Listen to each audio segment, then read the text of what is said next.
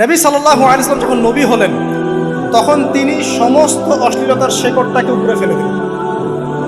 সভ্যতার ইতিহাস থেকে শুরু করে আমরা যত জাতির ধ্বংস দেখছি, এই ধ্বংসগুলো শিরকের কারণে হয়েছে, কুফরির কারণে হয়েছে, অবাধ্যতার কারণে হয়েছে। মাত্র কয়েকটা জাতির ক্ষেত্রে অশ্লীলতা, বেহায়াপনা, আপনার ফাহেসা কাজ, এগুলোর রিজন দেখানো হয়েছে। তো এ থেকে একটা বিষয় প্রমাণ করা যায়, এই কথাটা ভালো করে বোঝেন। এ থেকে একটা বিষয় প্রমাণ করা যায় যে যত সভ্যতা ধ্বংস হয়ে গেছে, ওই সভ্যতার মানুষরা আর যাই করুক না কেন, তাদের পোশাক আশাক ঠিকঠাক ছিল। কথা বুঝতে পারছেন? যত সভ্যতা ধ্বংস হয়ে গেছে, আদ, সামুদ, নূহ, ফিরআউন, ঠিক আছে, যত সভ্যতা ধ্বংস হয়ে গেছে, তাদের আর যত পাপী থাক, হয়তো কেউ অহংকারী ছিল, কেউ কুফরি করেছে, কেউ শিরিক করেছে, হ্যাঁ, কেউ সন্তানদেরকে হত্যা করেছে, কেউ মানুষ হত্যা করেছে, কেউ জুলুম করেছে, কেউ অহংকার করেছে ইত্যাদি, কিন্তু তাদের পোশাক আশাক শতাব্দীর পর শতাব্দী ঠিকঠাকই ছিল। এটা নিয়ে আল্লাহ পাক কোরআনে খুব বেশি কথা বলে। তার মানে বোঝা যায় যে এটা রিমার্কেবল কোনো কথা বলার বিষয় ছিল না, আল্লাহ পাক বলেন। অর্থাৎ যুগ যুগ ধরে মানুষের শালীনতার পোশাকটা ঠিকই ছিল, কারণ মানুষ জানতো যে তাদের পিতামাতাকে আল্লাহ পাক তাদের পিতামাতাকে ইবলিস নগ্ন করে দিয়েছিল জান্নাতে। এই কথাটা মানুষের মাথার মধ্যে ছিলই, এবং বিভিন্ন ধর্মগ্রন্থে এটার অস্তিত্ব আছে। আপনি শুধু ইসলাম না, অন্য যে কোনো ধর্মগ্রন্থ ঘাটেন, হিন্দু ধর্মগ্রন্থ ঘাটেন, সেখানে দেখবেন বলা হচ্ছে যেন মেয়েরা পর্দায় থাকে। দেখেন, করে দেখেন, বেদের মধ্যে এটা আছে। আমি গতকালকেও স্টাডি করেছি। এবং খ্রিস্টান ধর্মগ্রন্থ পড়েন, সেখানে দেখবেন লেখা আছে, ওদের যে নিউ টেস্টামেন্টে আছে, দেখবেন যে যারা মাথার চুল দেখিয়ে বেড়ায় তাদের শাস্তির কথা বলা হয় যে চুল যেন কেটে দেওয়া। ওদের ধর্মগ্রন্থে আছে। যারা জিউস, যারা পুরো বিশ্বে মুসলিমদেরকে অত্যাচার করে থাকে, এদের ধর্মগ্রন্থেও পর্যন্ত আছে যে যখন ইসহাক আসছিলেন, একজন নারী জিজ্ঞাসা করলেন কে আসছেন, তার ভৃত্য বললেন যে আমার প্রভু আসছেন। তখন তিনি নেমে নিজে একটা ঢিলাঢালা পোশাক করলেন, তারপর সামনে গেলেন। শুধুমাত্র ইসলাম ধর্মে নয়, যত ধর্ম চলে গেছে পৃথিবীতে, সমস্ত ধর্মের মধ্যেই নারীদের শালীন পোশাকের কথাটা বর্ণিত আছে এখন পর্যন্ত। তার মানে যারা এখন অশালীন বিষয়ের দিকে মানুষকে ধাবিত করতে চায়, এদের আসলে কোনো ধর্ম নাই। ধর্মের সাথে এদের কোনো সম্পর্ক আসলে নেই। আর আমরা কিন্তু কথা বলছি ধর্মের বেসিসে, হোক সেটা হিন্দুইজম বা খ্রিস্টানিজম বা জিউডিজম বা ইসলাম, আমরা ধর্মের বেসে কথা বলছি। এখন যদি কেউ বলে ধর্মতাত্ত্বিক কথাবার্তা দিয়ে এসবে দলিল দিবেন না, তাহলে তার সাথে একটা ডিবেট হবে আল্লাহ আছেন কি নাই। যদি আমরা ডিবেটে জয়লাভ করি, হ্যাঁ আল্লাহ বলে একজন আছেন, তাহলে আল্লাহ পাকের বিধান কোনটা, এখন চলমান সর্বশেষ বিধান কোনটা, এটাতে আসতে হবে ডিবেট। ডিবেট 1 আল্লাহ আছে কি নাই, ডিবেট 2 আল্লাহ পাকের সর্বশেষ ধর্মগ্রন্থ কোনটা। এই তো, এই দুইটাতে আমরা যদি জয়লাভ করি, এবং ইনশাআল্লাহ আমরা সেটা করবো, এটাতে আমাদের কেউ ঠেকাতে পারবে না ইনশাআল্লাহ, এটাই সত্য, তাহলে মানুষের উপর ওয়াজিব হয়ে যাবে এটার উপর আমল করা। এখন আমরা এর বেসিসে দেখবো কোনটা ঠিক কোনটা বেঠিক, তাই না, কোনটা সত্য কোনটা মিথ্যা, কোনটা ন্যায় কোনটাও নাই, তখন আমরা এর বেসিসে দেখবো, অন্য কোনো ভিত্তির বেসিসে দেখবো। এখানে চেতনা, যুগ যুগ ধরে চলে আসা সংস্কৃতি, আমাদের বাপদাদা দোহাই, এইসব ইস্যু টানা যাবে না। বেস হবে কি কোরআন এবং সুন্নাহ, এবং অন্যান্য ধর্মগ্রন্থগুলো যদি ওটাতে রাজি থাকে ওটাতেও, কারণ প্রত্যেকটা ধর্মগ্রন্থেই বলা আছে শালীনতার কথা, লম্বা ঢিলেঢালা পোশাকের কথা, হোক সেটা হিন্দুইজম বা খ্রিস্টানিজম বা জিউডিজম। পড়ে দেখেন, না থাকলে আমার কাছে আসেন, প্রতিটা ধর্মগ্রন্থে এটা কথা লেখা আছে। এবার আসেন, সর্বশেষ নবী মুহাম্মদ সাল্লাল্লাহু আলাইহি ওয়াসাল্লাম যখন নবী হন, আরবের ওই চিত্রটা, জেনা, ব্যভিচার, পরকীয়া, অশ্লীলতা, এটাকে সমূলে উপড়ে ফেলে দেন 23 বছরের মধ্যে। 23 বছরের নববী জীবনের পরে সেখানে কোনো জেনা আছে, কোনো বেপরদামি আছে, কোনো ব্যভিচার আছে, কোনো সুদ আছে, কোনো শিরক আছে, কোনো মাদক আছে, যেগুলো আছে খুবই অল্প। যেটা আছে সেটা কি খুবই অল্প, এটা কিন্তু ধরা যায় না। 2-1টা অ্যাক্সিডেন্ট হতেই পারে। সাহাবীদের যুগেও নামাজ পড়তে গিয়ে কোনো একজন দেখা গেছে অ্যাক্সিডেন্ট হয়ে গেছে, জেনা হয়ে গেছে, এটা তো রেয়ার ঘটনা। এক্সেপশনাল সামথিং কি এক্সাম্পল হতে পারে? যেটা কমন সেটা হচ্ছে এক্সাম্পল। মানে আপনি বলবেন যে মেয়েদের শালীনতার কথা এবং এর কারণে ধর্ষণের সংখ্যা বৃদ্ধি হচ্ছে, এই কথা আপনি যখন বলবেন, কিছু মানুষ আপনাকে বলবে যে তাহলে বোরখাওয়ালা মেয়ে কেন ধর্ষিত হচ্ছে, তাহলে বাচ্চা কেন ধর্ষিত হচ্ছে। আপনাকে বলছি পরিসংখ্যানটা কতটুকু, কেন হচ্ছে সেটা আমরা জবাব দিব। আগে বলছি পরিসংখ্যান কতটুকু।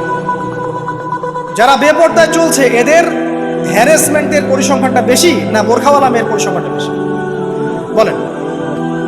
যারা বেহায়ার মতো চলছে, বেপর্দায় চলছে, এদের পরিসংখ্যানটা বেশি নাকি শিশু অ্যাবিউজিংয়ের পরিসংখ্যানটা বেশি? তাহলে মূল যে জায়গাটা ওইখানে আগে ফোকাস করতে হবে, তারপরে আমরা গৌণ জায়গায় যাব। এবং এই জায়গাটাতে আমরা দলিল বা প্রমাণ হিসেবে পেশ করব মানুষের রুচিবোধের পরিবর্তন, মানসিকতার পরিবর্তন এবং পাশবিক একটা প্রবৃত্তির দাসত্ব। এটা কীভাবে হচ্ছে? এটা পর্নোগ্রাফির কারণে হচ্ছে। এটা পর্নোগ্রাফির কারণে হচ্ছে, মিডিয়ার কারণে হচ্ছে, অবাধ ফ্রি মিক্সিংয়ের কারণে হচ্ছে, যৌন সুরসুরির কারণে হচ্ছে এবং যৌনতাকে সহজলভ্য করে দেওয়ার কারণে এই দুর্ঘটনাগুলো ঘটছে। আচ্ছা, আগে আমি আমার পয়েন্টে আসি। নবী সাল্লাল্লাহু আলাইহি ওয়াসাল্লাম যখন এটার শিকড়টা উপরে ফেলে দিলেন, তখন কিন্তু মক্কা, মদিনা, পুরো জাজিরাতুল আরবে আর কোনো বেহায়া পড়ার কোনো শিকড় থাকলো। আল্লাহ পাক কীভাবে এটা করলেন? পুরো হিস্ট্রির ইতিহাস টেনে দিয়ে আল্লাহ পাক কয়েকটা আদেশ নাজিল করলেন। সেই আদেশটা কোরআন এবং সুন্নাহে আছে। আল্লাহ পাক প্রথমে ছেলেদেরকে বললেন, শোনো, সূরা নূর 30 নম্বর আয়াত। আল্লাহ পাক ছেলেদেরকে বললেন, তোমরা তোমাদের চোখ নিচু রাখো। এটা আমাদের দায়িত্ব, প্রত্যেকটা ছেলের দায়িত্ব। বেগানা মেয়েকে দেখলে চোখটা কি করবে? নিচু করবে। তাহলে আপনি সিডিউসড হবে, এক কথা। 2 নাম্বার, আল্লাহ পাক আমাদেরকে বললেন, তোমরা তোমাদের লজ্জাস্থানকে হেফাজত করো। কাদেরকে? আমাদেরকে, মানে ছেলেদেরকে। প্রথমে আল্লাহ পাক ছেলেদেরকে বললেন, চোখ নিচু করে রাখো, লজ্জাস্থানে হেফাজত। ঠিক আছে? সূরা বানী ইসরাঈল আল্লাহ পাক বললেন, জেনার ধারের কাছেও যেও না, ধারের কাছেও যেও। আল্লাহ পাক আরও বললেন, যদি কেউ জেনা করে ফেলে, সূরা নূরে, তাহলে তাকে 100টা বেত্রাঘাত করতে হবে। কয়টা? 100টা। এবং 1 বছরের জন্য তাকে বহিষ্কার করতে হবে। আল্লাহ পাক শাস্তিও দিলেন, শুধু তাত্ত্বিক বিধান দেন নাই, শাস্তিও দিয়েছেন। কারণ শুধু তাত্ত্বিক বিধান দিয়ে হবে? আমি যদি ওয়াজ করে বেড়াই, ভাই মদ খায়েন না, কোনো শাস্তি না অ্যাপ্লাই করি, তাহলে কি মদ ছাড়বে মানুষ? আমরা যদি বলি হত্যা করা মহাপাপ, দুর্নীতি করা মহাপাপ, মানুষ দুর্নীতি ছাড়বে না যতক্ষণ না শাস্তি নিশ্চিত করা যাচ্ছে। আল্লাহ পাক তাত্ত্বিক কথা শুধু বললেন না, শাস্তিও নিশ্চিত করলেন। তারপর আল্লাহ পাক আরও বললেন, যদি বিবাহিত কোনো ব্যক্তি ব্যভিচার করে, তাহলে তাকে রজম করতে হবে, মাটিতে পুঁতে তাকে পাথর নিক্ষেপ করে হত্যা করতে হবে। ঠিক আছে? শাস্তি। এরপরে দেখেন আল্লাহ পাক মেয়েদেরকে বলছেন, তোমরা মূলত ঘরে থাকো। যদি বাইরের পরিবেশ তোমাদের অনুকূলে না থাকে, তোমরা ঘরে অবস্থান করো। ওয়াকরনা ফি বুয়ুতিকুন্না ওয়ালা তাবাররুজনা তাবাররুজাল জাহিলিয়াতিল উলা। তোমরা মূলত ঘরে থাকো। জাহিলি যুগে মেয়েরা যেভাবে নিজেদেরকে প্রদর্শন করে বেড়াতো, এই কাজটা তোমরা করো না। যদি করো তাহলে সমাজে বেহায়াপনা, ফাহেসা বেড়ে যাবে, তোমরা নিজেরাই ক্ষতিগ্রস্ত হবে, যেটা ওরা হচ্ছে এখন। আচ্ছা, এরপর আল্লাহ পাক আরও বললেন, হে নবী, আপনি আপনার স্ত্রী এবং মুমিন নারীদেরকে বলেন, তারা যদি বাহিরে যায় যেন জিলবাব দিয়ে তাদের পুরো বক্ষ দেশটাকে ঢেকে নেয়। তাহলে পোশাকের সংস্কৃতির শেকড় কোত্থেকে শিখবো? কোত্থেকে শিখবো? আল্লাহ পাক কর্তৃক নাজিলকৃত সর্বশেষ ঐশী গ্রন্থ থেকে শিখবো নাকি? যে বইয়ের মধ্যে কোনো ভুল নাই সেটাই তো আমার শেখার মাধ্যম হবে নাকি যে দর্শনে 1000টা ভুল সেটা শিখবো আমি? আল্লাহ পাক এখানে বলছেন, মুমিন নারীদেরকে বলো, বাইরে গেলে পরে তারা যেন জিলবাব দিয়ে, কাপড় দিয়ে সুন্দর করে বক্ষদেশ সেগুলো ঢেকে রাখে। বোরখার কথা এখানে নাই শব্দে। ঠিক আছে? ঢেকে রাখা ঢিলেঢালা পোশাকের কথা এসেছে। আচ্ছা, আসেন, আল্লাহ পাক আরও বললেন যে তোমরা অমুক অমুক অমুক অমুক, যেমন আপনার বাবা, আপনার ভাই, আপনার এই যে সন্তান, এই যে মাহারাম যারা আছে, এদের সামনে ছাড়া অন্যদের সামনে যখনই যাবে, তোমরা কিন্তু হিজাব করো, অবলম্বন।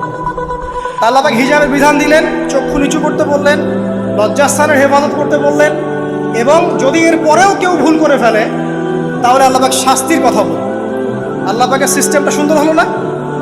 এই সিস্টেমটা নবী সাল্লাল্লাহু আলাইহি ওয়াসাল্লাম অ্যাপ্লাই করলেন, সমাজ থেকে সমস্ত জেনা ব্যভিচারের ভিত্তি উঠে চলে গেল। সুবহানাল্লাহ বলবেন না? এটা হলো অবস্থা। তারপর দেখেন, আল্লাহ রাব্বুল আলামিন শুধু পর্দার কথা বলেই ক্ষান্ত হবেন, কারণ একটা বিধান দিলেই মানুষের সব কিছু সলভ হবে না। আল্লাহ পাক এর পাশাপাশি আমাদেরকে 5 ওয়াক্ত নামাজ পড়তে বললেন। ঠিক আছে? নামাজ পড়লে মানুষ ভালো হবে, নৈতিকতা শিখবে, আল্লাহর সাথে ক্লোজ সম্পর্ক হবে। আল্লাহ পাক কোরআন তেলাওয়াত করতে বললেন। ঠিক আছে? কোরআন মেনে চলতে বললেন। আল্লাহ পাক আমাদেরকে আল্লাহর জিকির করতে বললেন, নবীর সুন্নাহ মতো চলতে বললেন। আল্লাহ রাব্বুল আলামিন আমাদেরকে আল্লাহর যত অবাধ্যতা আছে, কি সমস্যা? আচ্ছা, যেতে থাক। আমি যেটা বলতে চাচ্ছি যে আল্লাহ পাক শুধু পর্দার কথাগুলো বলেই একটা বিধান দিয়ে শেষ করে দিলেন না, কারণ শুধুমাত্র হিজাবের সাথেই পুরো সোসাইটির সমস্যাগুলো জড়িত না, এখানে আরও অনেক বিষয় আছে। যদি আপনি নৈতিকতা না শেখেন, একটা বোরখাওয়ালা মেয়েকে আপনি টিস করতে পারেন, ঠিক আছে? যদি আপনার মধ্যে আল্লাহর ভয় তাকওয়া না থাকে, আপনি কিন্তু একটা বাচ্চাকেও ধর্ষণ করতে পারেন, সুযোগ পেলে আপনি করে ফেলবেন। আপনার মধ্যে আল্লাহর ভয় না থাকলে আপনি কিন্তু গোপনে জেনা করতে পারেন বা পর্ন দেখতে পারেন। তাই আল্লাহ পাক শুধু হিজাবের বিধানটা দিয়েই ক্ষান্ত হলেন না, আল্লাহ পাক আনুষঙ্গিক আরো অনেক কথা বললেন যে তোমরা পবিত্র হও, বেশি বেশি আল্লাহ জিকির করো, 5 ওয়াক্ত সালাত নামাজে পড়ো, কোরআন তেলাওয়াত করো, নবীর সুন্নাহ মেনে চলো, দিনই কাজে ব্যস্ত থাকো, সৎ কাজের আদেশ করো, অসৎ কাজে নিষেধ করো। মানে এই সবগুলো কাজ যখন একসাথে হবে, আপনার মনটা কি হবে? পবিত্র হবে। আপনার মনের মধ্যে আল্লাহর নূর চলে আসবে। আপনার মনে আল্লাহর নূর চলে আসবে, তখন এইসব অন্ধকার বা এই যে জাহেলিয়াতগুলো আপনার কাছে ভালো লাগবে। যখন আপনার ইন্টারনাল যে সোলটা আছে, এটা যখন এনলাইটমেন্ট হবে আল্লাহর নূর দিয়ে, তখন আপনার কাছে এসব হারাম প্রিমিক্সিং, হারাম পরকিয়া, আপনার জেনা, আপনার ব্যভিচার, পর্ন, এগুলো বিভীষিকাময় মনে হবে, আপনার কাছে ভালো লাগবে। আল্লাহ পাক অন্তর জগৎটা পরিবর্তন করার জন্য আমাদেরকে এই সিস্টেমগুলো দিলেন। শুধু হিজাবই করবে, দিস ইজ নট নেসেসারি। এর সাথে আরো অনেক বিষয় থাকে, নামাজ, রোজা, হজ, যাকাত, হ্যাঁ, হজ, উমরা, তাজকিয়া, জিকির আজকার, কোরআন তেলাওয়াত, আমর বিল মারুফ, নাহি আনিল মুনকার, সব একত্রিত হবে। আবার হিজাবও চলবে। এরপরে যদি কেউ সীমা লঙ্ঘন করে, শাস্তিও আছে। পুরো সিস্টেমটা সুন্দর না? এই সিস্টেমটা যখন আল্লাহ পাক তার রাসূল মুহাম্মদ সাল্লাল্লাহু আলাইহি ওয়াসাল্লামের মাধ্যমে লঞ্চ করলেন আরবের মধ্যে, আরবে না কোনো জেনা থাকলো, না কোনো ব্যভিচার, না কোনো মাদক, না কোনো পর্ন, না কোনো এই যে নারীর অবমাননা, কিছুই থাকলো। একটা মেয়ে 300 মাইল দূর থেকে এসে একা হজ করে চলে যেত, কেউ তার দিকে তাকাতো না।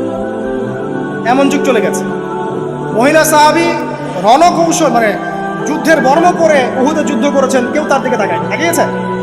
তাকায়। এখন ওই যুগটা আপনি দেখেন, রাসূল সাল্লাল্লাহু আলাইহি ওয়াসাল্লামের যুগ, আবু বকর সিদ্দিক, ওমর ইবনুল খাত্তাব, ওসমান আলী, এই খুলাফায়ে রাশিদার স্বর্ণযুগটাকে আপনি দেখেন। ওই যুগে আপনি রেপের হার কত পার্সেন্ট মহিলা রেপ হয়েছে? ওই যুগে কত পার্সেন্ট মেয়ে জেনায় লিপ্ত হয়েছে? ওই যুগে কত পার্সেন্ট ছেলে মেয়ে ধর্ষণ করেছে? ওই যুগে কত পার্সেন্ট নারীর শ্লীলতাহানি হয়েছে? কত পার্সেন্ট নারীকে টিস করা হয়েছে? কত পার্সেন্ট মেয়েকে মার্ডার করা হয়েছে? কত পার্সেন্ট মেয়েকে যৌতুকের জন্য চাপ দেওয়া হয়েছে? একটু পরিসংখ্যানটা দেখেন আমাদেরকে। সভ্যতা করতে লাফাচ্ছেন। ওই সভ্যতায় যা হয়ে গেছে, নবী সাল্লাল্লাহু আলাইহি ওয়াসাল্লাম থেকে শুরু করে খোলাফায়ে রাশিদিন যা হয়েছে, এই পার্সেন্টেজগুলোর সাথে বর্তমান পার্সেন্টেজকে মিলবে? ওই যুগে রেয়ার জেনা 2-1টা হয়েছে। মদ খেয়েছে মানুষ রেয়ার কয়েকজন, মানুষ ব্যভিচার করেছে রেয়ারলি 2-4 জন, 100 বছরে 2-4 জন। ওই যুগে দেখবেন মানুষ পরকীয়ার নামই জানতো না, সমকামিতা কি জিনিস মানুষ জানতোই না, শর্ট পোশাক, বিকিনি সংস্কৃতি কি মানুষ জানতো না, ঠিক আছে? আনকভার ইউ, এই যে মুভমেন্ট চলছে, এগুলোর মানে কি মানুষ জানতো না, জানতো? ওই যুগে কি মুসলিমরা পিছিয়ে ছিল? জ্ঞান বলেন, বিজ্ঞান বলেন, অর্থনীতি বলেন, রাজনীতি বলেন, সমরনীতি বলেন, অস্ত্রশস্ত্র বলেন, কোন সেক্টরে কি মুসলিমরা তখন পিছিয়ে ছিল কিনা? উত্তর দেন, পিছিয়ে ছিল না। তাহলে স্বর্ণযুগ আমরা কোনটাকে বলবো? এই বর্তমান দাজ্জালীয় সভ্যতাকে স্বর্ণযুগ বলবো, নাকি খোলাফায়ে রাশিদার এবং নবী সাল্লাল্লাহু আলাইহি ওয়াসাল্লাম রেখে যাওয়া যুগটাকে স্বর্ণযুগ বলবো? তাহলে ওই যুগ যদি স্বর্ণযুগ হয়, তাহলে ওই যুগের সুন্নাহ এ যুগে অ্যাপ্লাই করতে হবে না? তাহলে ওই যুগের সমস্যা যেমন দূর হয়েছে, এই যুগের সমস্যা দূর হবে না? এই সহজ বাংলা কথাটা বললে কি আমরা মৌলবাদী হয়ে যাব? এই সহজ বাংলা কথা বুঝতে গিয়ে কি আমি ধর্মান্ধ হয়ে যাব, ব্যাকডেটেড হয়ে যাব? এই কথাটা আমরা বলতে এখন সাহস পাই না। কি কারণ? সভ্যতার ইতিহাস ঘেটে দেখেন, ওই সভ্যতাই ছিল জ্ঞানে, শিল্পে, অস্ত্রে, প্রযুক্তিতে, অর্থনীতিতে মুসলিমরা একদম সর্বশিল্প। কোনো একজন মুসলিমকে হত্যা করার কেউ সাহস করেছিল? একজন মুসলিম নারীকে ধর্ষণ করার কেউ সাহস করেছে? একজন মুসলিম শিশুকে কেউ বোম মেরে হত্যা করেছিল? আজকে বিশ্বের দিকে আপনি তাকিয়ে দেখেন, শত শত নারী ধর্ষিত হচ্ছে, শত শত বোমা মেরে আমাদের বাচ্চাদেরকে হত্যা করা হচ্ছে, মুসলিমদেরকে পুরো ডমিনেট করা হচ্ছে।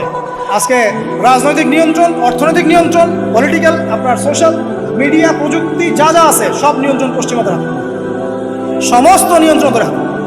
এই যে পালাবদল হলো সময়ে, এটা কেন হলো? বিকজ 1 নাম্বার ইস্যু হচ্ছে আমরা কোরআন এবং সুন্নাহ থেকে দূরে সরে আসছি। 2 নাম্বার, আমরা শয়তানের সেই ধোকায় পড়ে গেছে, যে ধোকা থেকে আমরা বেরোতে পারিনি, আল্লাহ পাক সতর্ক থাকতে বলেছিলেন। 3 নাম্বার, আমরা ইলম চর্চা ছেড়ে দিয়েছি। 4 নাম্বার, হক কথা বলাও ছেড়ে দিয়েছে।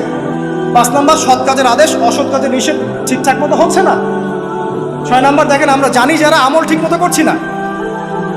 7 নাম্বার, আমরা বক ধার্মিক হচ্ছে, বক ধার্মিক, খালি নামাজ, রোজা, হজ, যাকাত আর তাসবিহর মধ্যে ইসলাম, বাকি কোনো জায়গায় ইসলাম নাই, কোনো জায়গায় ইসলাম নাই। সমস্যা এগুলা দেখবেন পরিবারের কাঠামো ভেঙে যাচ্ছে। আমরা কোরআন সুন্নাহকে হাতে নিয়ে ওয়ার্ল্ডকে চ্যালেঞ্জ করতে পারি নাই, ডিল করতে পারি নাই, এবং পশ্চিমা এবং অন্যান্য সভ্যতার যে নোংরা মতাদর্শগুলো আছে এগুলোকে ঢালাওভাবে আমরা গ্রহণ করেছি, এবং আস্তে আস্তে আস্তে আস্তে পুরো মুসলিম বিশ্বে এগুলো ছড়িয়ে গেছে। এখন আপনি পেপার পত্রিকা খুললে দেখবেন 4টা 5টা 10টা ধর্ষণ, এই মেয়ে রেপ, এই মেয়ে ডাকাতি, ওইখানে হত্যা, এখানে যৌতুক, এখানে অমুক তমুক, সুদ ঘুষ জেনা ব্যভিচার, নিত্য নৈমিত্তিক ব্যাপার।